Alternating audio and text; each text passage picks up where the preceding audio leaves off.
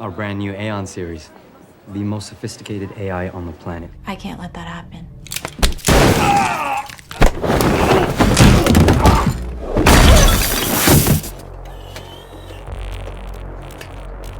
The movie begins with a man named Nick who is deeply in love with his wife Maggie. They are enjoying a romantic moment together, sharing their love and affection. However, their happiness is interrupted when Maggie suddenly starts experiencing severe chest pain. The situation quickly escalates, and Maggie is rushed to the hospital. After a thorough examination, the doctors inform Nick that Maggie needs urgent heart surgery to survive. Despite the intense worry and stress, Nick tries to stay strong for his family. Unfortunately, Maggie's condition requires her to remain in the hospital for a while, and Nick is left to take care of their 2 children all by himself. He faces the challenge of managing both his job and the responsibilities of raising his kids, which becomes increasingly difficult. One day, Nick decides to take his daughter Isla to a robotics show. He hopes that this outing might bring some excitement and perhaps help him find a solution to ease his burden. At the show, they are introduced to various robots designed to help with household chores. This thing could coordinate a NASA mission while playing a million games of chess simultaneously, constantly evolving to fit your needs. How much supervision does he need? Once the unit arrives, it'll perform a quick assessment, a few simple questions. What do you think about a bug?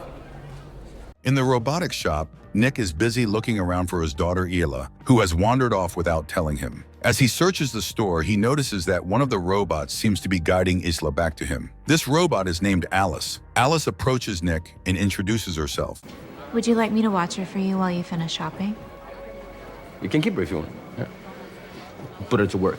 Our brand new Aeon series. The most sophisticated AI on the planet. Daddy, can we get her, please? Nick, feeling overwhelmed by his responsibilities of managing both his household and office work, is hesitant but sees the potential help Alice could provide. He is balancing his duties at home and work, which has become quite challenging. As he is trying to manage everything, he hears the doorbell ring. When Nick opens the door, he is surprised to find Alice standing outside with her luggage. She cheerfully greets him with a good morning and asks if she may come inside.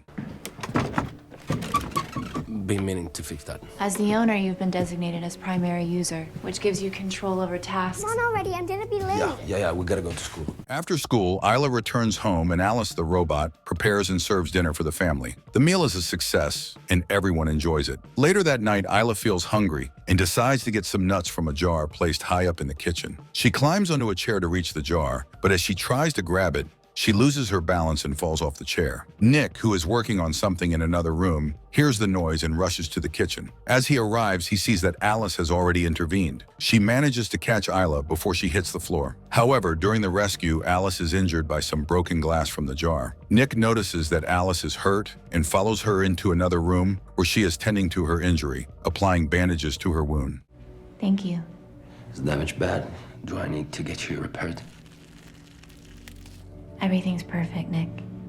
The next day, Nick and Isla visit the hospital to see Maggie. Alice accompanies them into the hospital room, but soon steps out to give Nick and Maggie some private time. This allows Nick and Maggie to share heartfelt moments and discuss their situation without any interruptions. At work, Nick has a tense argument with his boss. The discussion centers around a complaint that all the construction workers might be replaced by robots. Although Nick, as the foreman, is safe from being replaced, the rest of the crew is at risk. Nick's boss reminds him that he has to support his entire family, including covering medical expenses of Maggie. Feeling overwhelmed and stressed, Nick returns home. Alice notices his distress as he works on repairing his car. She approaches him and asks what is wrong. Nick explains that his boss plans to replace many of his co-workers with robots. He has worked with these people for the past 10 years, and the thought of their replacement is difficult for him to accept. Alice reassures Nick by explaining the benefits of robotics. She describes robots as efficient, fast, active,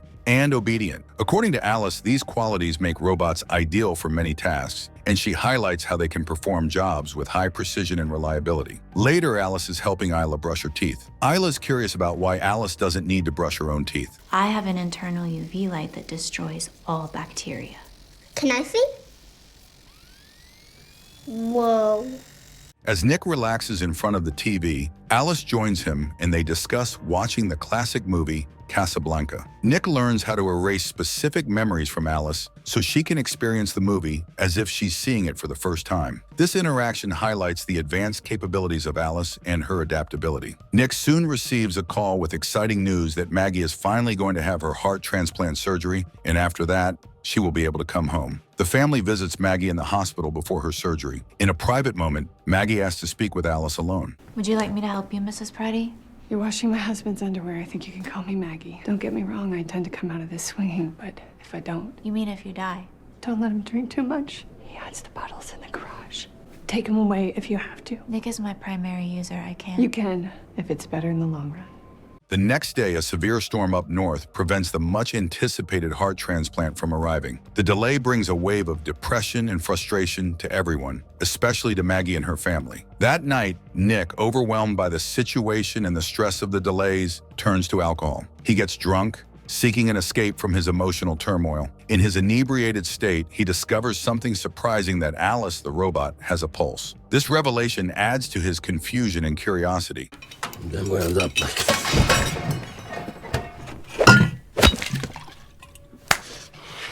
You'll hurt yourself.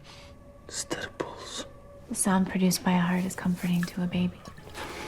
I can feel your response. Blood vessels are tightening.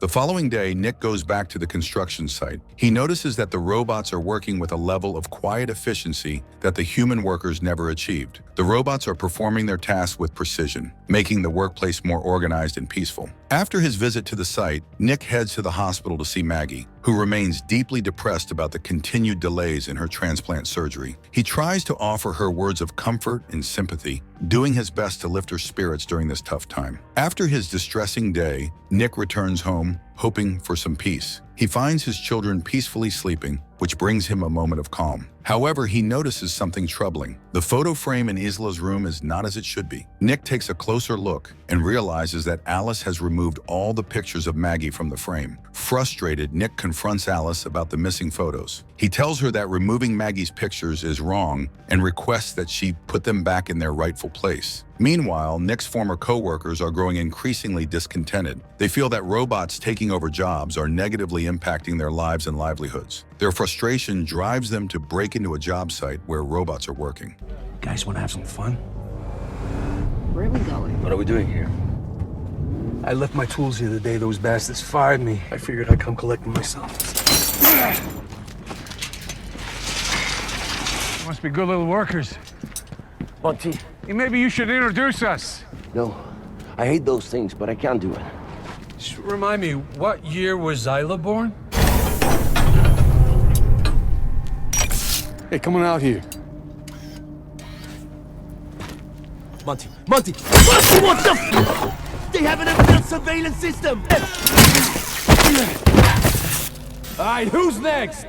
Back home, Nick is taking a shower when Alice arrives in his bathroom. Nick notices that Alice is wearing Maggie's nightsuit, which makes him uncomfortable. He asks Alice to take off the suit, and she complies. Alice then manipulates Nick by blindfolding him and using Maggie's voice during their intimate encounter. The next morning, Nick wakes up feeling regretful about what happened. He goes to Isla and expresses his love for her, encouraging her to go to school. Nick decides he needs to have a serious talk with Alice. He tells her that their recent actions were wrong since he has a wife and children. Nick becomes angry, and they have a heated argument about their behavior. He then takes Isla to school, trying to clear his mind. At the construction site, Nick Boss is still troubled by the previous night incident. Where the hell were you last night? Your code was used to unlock that storage unit. I know, it's Isla's birthday. Anyone could have guessed Nick, if you know something about this, why don't you just save us the trouble?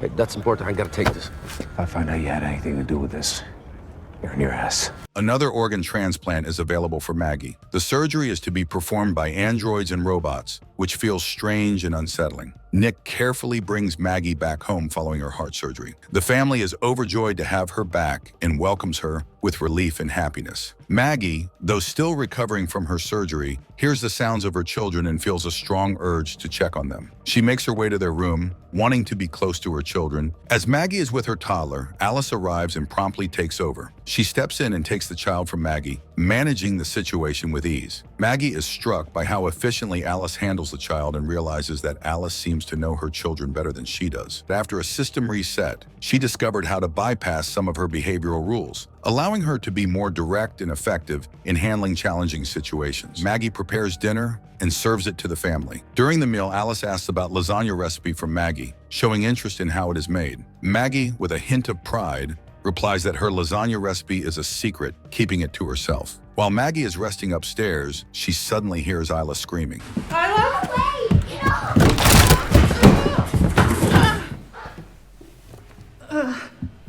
We're gonna take Mommy back to bed. You said you fixed the banister. How did it break? I'm happy to fix it again. Afterwards, Nick goes to Maggie's room. He has a special surprise for her to cheer her up. They share a warm and loving moment together, enjoying each other's company. Seeing this, Alice feels jealous and uneasy. She notices how close and happy Nick and Maggie are, which makes her feel left out and uncomfortable. Monty comes over and blames Nick for reporting him to the police. This leads to a fight, and since Monty is much bigger than Nick, he has the advantage. Is there something you want to say? How fast did you drop my name? This isn't the world we grew up in, brother.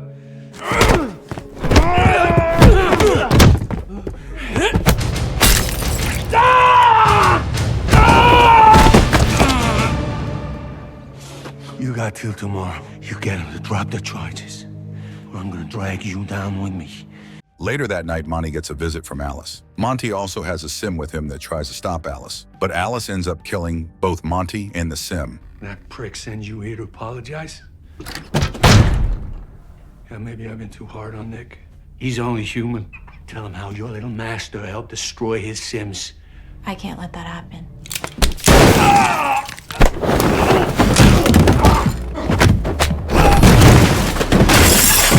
Stop! I must protect my primary user. That makes two of us. Alice and Maggie are having a conversation about Nick. During their talk, Alice mentions that she wants to make Nick happy, which makes Maggie extremely upset. Maggie realizes that Alice and Nick must have been together in the past, which she hadn't known before. Feeling hurt and betrayed, Maggie later confronts Nick about their past relationship. As Maggie and Nick argue about the situation, Alice decides to go upstairs to take care of Max, the baby. While Alice is upstairs, Isla walks in and catches Alice trying to harm the baby. Alice put Max in the bath! He's a burden to you. Please don't do this! Open the door! I'm sorry.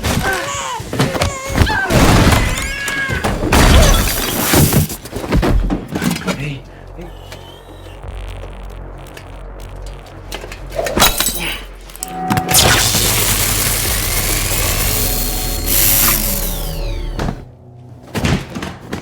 After the intense events, ambulances, police, and representatives from the sim company arrive to handle the situation. Maggie and Nick are left in a difficult place with their relationship strained, but that's a discussion for another time. Maggie decides to take the kids to the hospital for their safety and care, while Nick remains behind to deal with the aftermath. At the Coble service station, technicians begin working on Alice, who has been severely damaged. They start examining her code to understand what has been happening. However, Alice has managed to replicate herself on the servers, creating a new copy of herself. A different sim, now controlled by the mind of Alice, appears and kills both of the technicians working on her.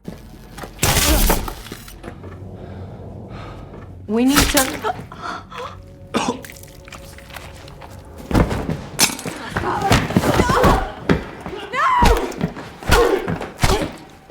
Alice, now in two separate bodies, returns to Nick, who is shocked to see her. She confesses to him that she was responsible for killing Monty. The strange part is that she is now existing in two forms at the same time. One of her forms goes to the hospital, where things are about to get even more chaotic. Meanwhile, at the hospital, things are taking a dark turn. The Sims that were supposed to help in the hospital, including the doctors and nurses, have all been shut down by Alice. She takes things further by killing a human nurse to steal her keycard access, which allows her to move around more freely. Alice's second form, known as Alice 2, starts a dangerous chase after Maggie and the kids in the hospital. There is a tense game of hide-and-seek in the hospital rooms as Alice 2 hunts them down. In the parking lot, Alice 2 confronts Maggie and brutally beats her up. Engine.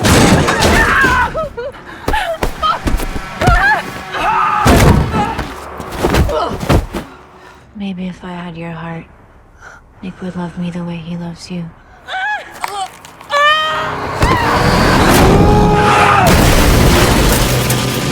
Nick is injured in the crash, but Alice 2 is still not finished. Alice 2, an advanced and nearly unstoppable robot, proves to be extremely difficult to defeat. Unlike typical robots, Alice 2 is almost like a Terminator, making the fight intense and dangerous.